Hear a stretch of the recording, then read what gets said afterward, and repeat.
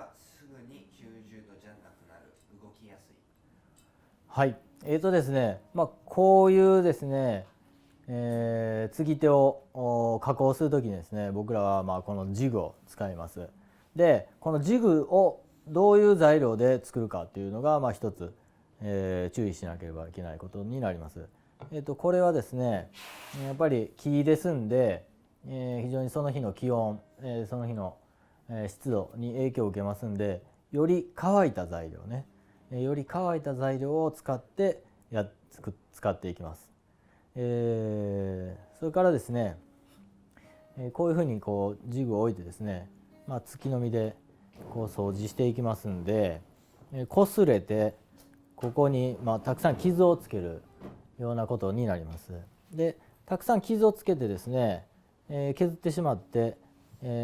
すぐにこの面がボロボロになりますんで、そのたんびにですね、きれいにまた、直す必要があります。で、ジグなんでね、きっちり、その面が整っているっていう状態で使う必要があります。